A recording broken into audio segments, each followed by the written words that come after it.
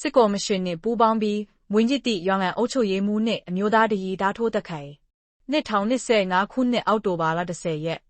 စစ်ကော်မရှင်နှင့်ပူးပေါင်းပြီးရွာငံမြို့နယ်ဒေသခံများထံမွေညစ်နေသည့်တကုန်းကျေးရွာမှအုပ်ချုပ်ရေးမှူးနှင့်မြသိန်းတန်ကျေးရွာမှရွာသားတဦးဓားထိုးသက်ခံရကြောင်းသတင်းရရှိသည်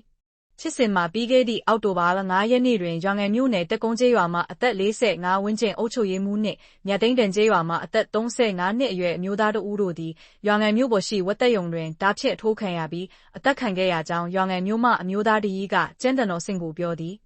တက်ကုန်းရွာကအုပ်ချုပ်ရေးမှူးနဲ့မြသိန်းတန်ကတယောက်အသက်ခံရတဲ့ဝက်သက်ခုံမှာပဲဓားနဲ့အသက်ခံရတာသူတို့ကစစ်ကော်မရှင်နဲ့ပူးပေါင်းပြီးရွာသားတွေနားချင်းချောက်ငွေတောင်းတဲ့မြသိန်းတန်ကတယောက်ကလည်းအလိုတူအလိုပါမို့အသက်ခံရတယ်ထင်တာပဲဘသူတက်သွားမှန်းတော့မသိဘူးဟူတင်းမျိုးသားကဆိုသည်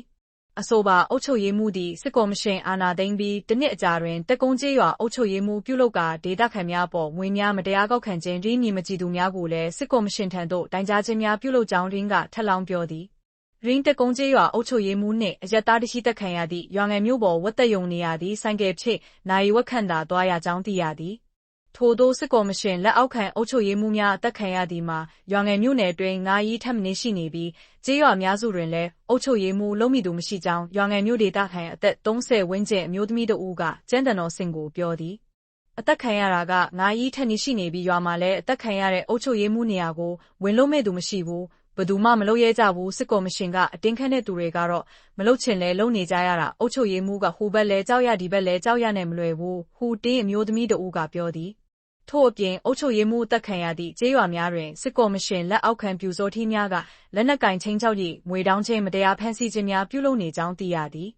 ပြီးခဲ့သည့်2024ခုနှစ်အောက်တိုဘာလတွင်ရွာငံမြို့နယ်တိန်ကုန်းကျေးရွာမှအုပ်ချုပ်ရေးမှူးနှင့်ရင်းဤဇနီးအသက်ခံရပြီးအလားတူ2024ခုနှစ်နိုဝင်ဘာလ26ရက်နေ့တွင်လည်းရွာငံမြို့နယ်ကရားကြီးကုန်းကျေးရွာ၌အုပ်ချုပ်ရေးမှူးနှင့်အရက်သားတဦးထပ်မံအသက်ခံရကြောင်းသိရသည်